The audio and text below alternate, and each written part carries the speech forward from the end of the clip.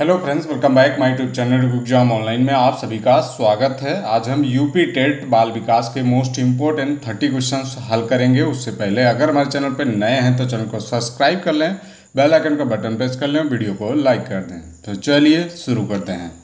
पहला प्रश्न है, बाल मनोविज्ञान का केंद्र बिंदु है अच्छा शिक्षक, बालक, शिक्षण प्रक्रिया या विद्यालय। तो दोस्तों आपको बताना है कि बाल मनोविज्ञान का केंद्र बिंदु क्या है। तो इसमें आपका बी ऑप्शन राइट हो जाएगा, बालक। बाल मनोविज्ञान का केंद्र बिंदु बालक होता है। क्वेश्चन नंबर 2 है, बाल मनोविज्ञान के आधार पर कौन सा कथन सर्वोत्तम है। सारे बच्चे एक जैसे होते हैं, कुछ बच्चे एक जैसे होते हैं, कुछ बच्चे विशिष्ट होते हैं या प्रत्येक बच्चा विशिष्ट होता है। तो दोस्तों आपको बताना है कि बाल मनोविज्ञान के आधार पर कौन सा कथन सर्वोत्तम है। तो इसमें आपका डी ऑप्शन राइट हो जाएगा, प्रत्येक बच्चा विशिष्ट होता है। बाल मनोविज्ञान के आधार पर प्रत्येक बच्चा विशिष्ट होता है, ये आपको याद रखना है। क्वेश्चन नंबर 3 है, चिंतन संज्ञानात्मक पक्ष में एक मानसिक क्रिया है, यह कथन दिया गया है डीबी द्वारा, गिलफोर्ड द्वारा, क्रूज द्वारा या रॉस द्वारा। चलिए दोस्तों आपको बताना है कि चिंतन संज्ञानात्मक पक्ष में एक मानसिक क्रिया है और यह कथन किसके द्वारा दिया गया है।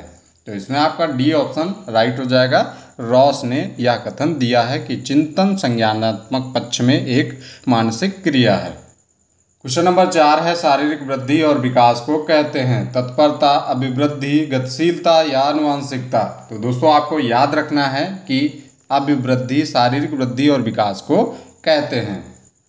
क्वेश्चन नंबर 5 है, सीखने के नियम किसने दिए हैं। पावलोव ने, स्किनर ने, थॉर्नडाइक ने या कोहलर ने। तो आप सभी को बताना है कि सीखने के नियम किसने दिए हैं। तो इसमें आपका सी ऑप्शन राइट हो जाएगा, थॉर्नडाइक ने सीखने के नियम दिए हैं। क्वेश्चन नंबर 6 है, किस मनोवैज्ञानिक ने सीखने की सामग्री के रूप में निरर्थक शब्दों का प्रयोग किया है। विलियम जेम्स, स्किनर, हेविंगहॉस या बर्टलेट। राइट ऑप्शन को लॉक करेंगे। तो इसमें आपका सी ऑप्शन राइट हो जाएगा, हेविंगहॉस। हेविंगहॉस मनोवैज्ञानिक ने सीखने की सामग्री के रूप में निरर्थक शब्दों का प्रयोग किया है। क्वेश्चन नंबर 7 कह रहा है, कौन सा मत अंतर्दृष्टि द्वारा सीखने की व्याख्या करता है। मनोविश्लेषणवाद, व्यवहारवाद, संबंधवाद या गेस्टाल्टवाद। राइट ऑप्शन को लॉक करेंगे। तो इसमें आपका डी ऑप्शन राइट हो जाएगा, गेस्टाल्टवाद। गेस्टाल्टवाद अंतर्दृष्टि द्वारा सीखने की व्याख्या करता है, ये आपको याद रखना है। क्वेश्चन नंबर 8 है, सीखने की प्रक्रिया में सीखने का स्थानांतरण हो सकता है। सीखने की प्रक्रिया में सीखने का स्थानांतरण हो सकता है, तो किसके द्वारा हो सकता है। सकारात्मक, नकारात्मक, शून्य या उपरोक्त सभी। तो इसमें डी ऑप्शन राइट हो जाएगा, उपरोक्त सभी। सकारात्मक से भी सीखने का स्थानांतरण हो सकता है, नकारात्मक से भी सीखने का स्थानांतरण हो सकता है और शून्य से भी सीखने का स्थानांतरण हो सकता है। तो उपरोक्त सभी ये तीनों ऑप्शन राइट हो जाएंगे। क्वेश्चन नंबर 9 है, अभिप्रेरणा का वर्गीकरण होता है स्वाभाविक और कृत्रिम, कम महत्वपूर्ण तथा अधिक महत्वपूर्ण, जन्मजात तथा अर्जित या अभिप्रेरणा तथा प्रलोभन। सही उत्तर कमेंट करेंगे। तो इसमें आपका सी ऑप्शन राइट हो जाएगा, जन्मजात तथा अर्जित। अभिप्रेरणा का वर्गीकरण जन्मजात तथा अर्जित होता है, आपको याद रखना है सी ऑप्शन, जन्मजात तथा अर्जित।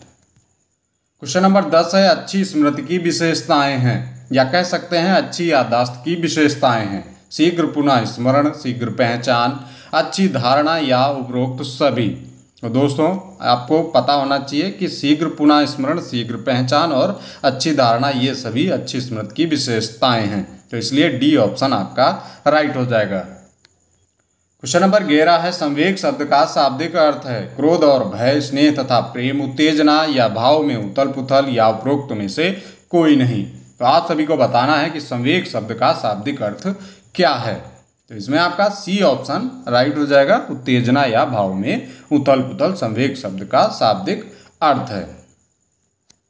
क्वेश्चन नंबर 12 है, कौशल सीखने की पहली अवस्था है यथार्थता, कल्पनाशीलता, समन्वय या अनुकरण। तो इसमें आपको बताना है कि कौशल सीखने की पहली अवस्था आपको बतानी है। तो इसमें आपका डी ऑप्शन राइट हो जाएगा, अनुकरण। कौशल सीखने की पहली अवस्था कौन सी है, अगर ये पूछा जाए तो आपको अनुकरण के साथ जाना है। क्वेश्चन नंबर 13 कह रहा है मानसिक आयु के प्रत्यय का सर्वप्रथम प्रयोग किसने किया? थॉर्नडाइक, गिलफर्ड, स्पीयरमैन या विने साइमन? तो इसमें आपका डी ऑप्शन राइट हो जाएगा, विने साइमन। मानसिक आयु के प्रत्यय का सर्वप्रथम प्रयोग विने साइमन ने किया है, ये आपको याद रखना है। क्वेश्चन नंबर 14 है शैशवावस्था के लिए उत्तम शिक्षण विधि है। शैशवावस्था के लिए उत्तम शिक्षण विधि पूछी गई है तो कौन सी है? मॉन्टेसरी विधि, खेल विधि, किंडरगार्टन विधि या उपरोक्त सभी? तो इसमें आपका डी ऑप्शन राइट हो जाएगा, मॉन्टेसरी, खेल विधि और किंडरगार्टन, ये तीनों शैशवावस्था के लिए उत्तम शिक्षण विधि हैं। क्वेश्चन नंबर 15 है सर्वाधिक उपयुक्त जीवित रहता है का सिद्धांत है? लैमार्क का, हैरिसन का, डार्विन का या मैकडूगल का? तो इसमें आपका सी ऑप्शन राइट हो जाएगा।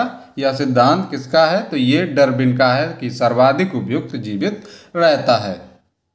क्वेश्चन नंबर 16 है विने साइमन परीक्षण द्वारा मापन किया जाता है। तो विने साइमन परीक्षण द्वारा किसका मापन किया जाता है? सामान्य बुद्धि का, विशिष्ट बुद्धि का, अभिवृत्ति का या अभिक्षमता का?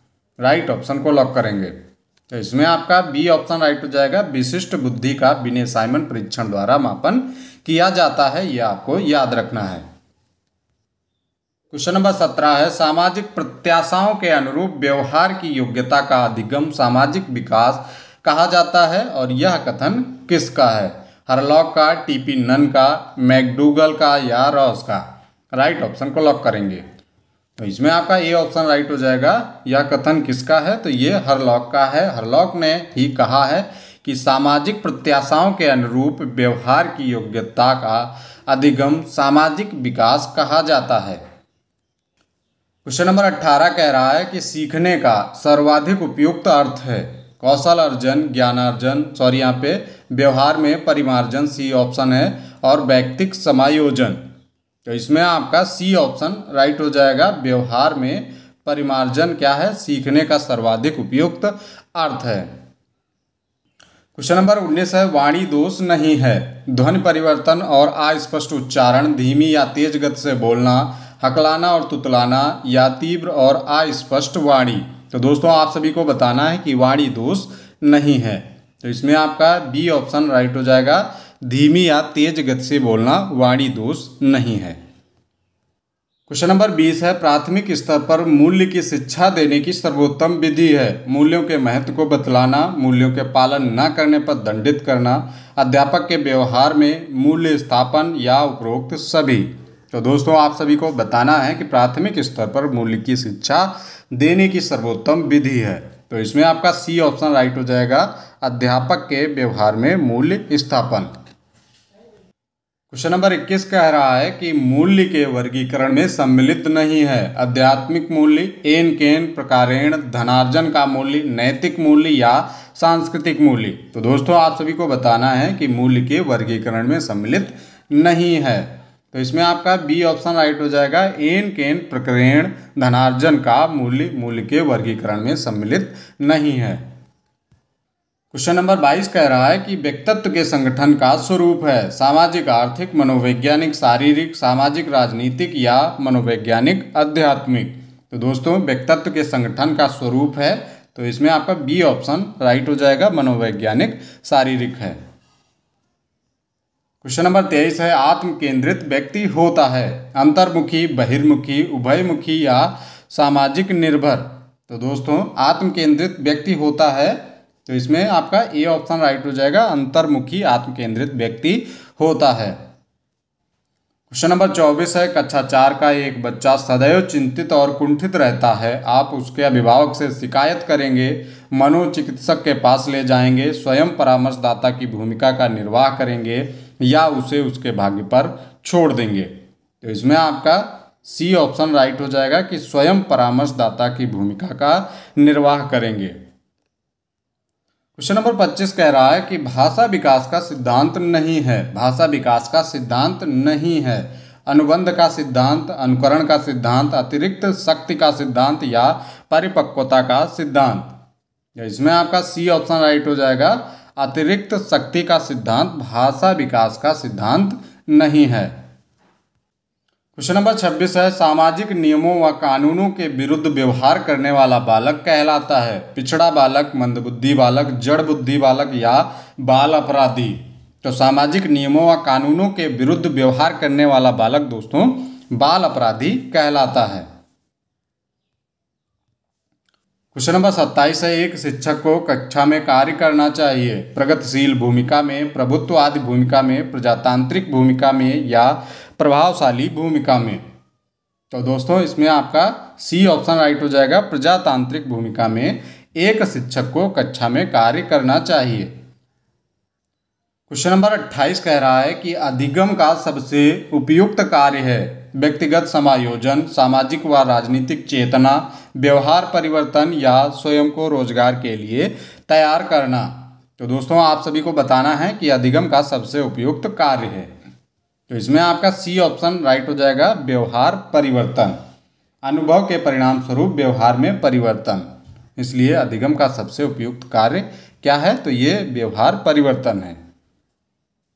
क्वेश्चन नंबर 29 है, एक सजीव कक्षा स्थिति में निम्नलिखित में से सबसे अधिक संभावित है कभी कभार हंसी का शोर, पूर्ण रूप से शांति, शिक्षक छात्र वार्ता या विद्यार्थियों के बीच तेज आवाज में वार्तालाप। तो दोस्तों आपको बताना है कि एक सजीव कक्षा स्थिति में निम्नलिखित में से सबसे अधिक संभावित है। तो इसमें आपका सी ऑप्शन राइट हो जाएगा, शिक्षक छात्र वार्ता।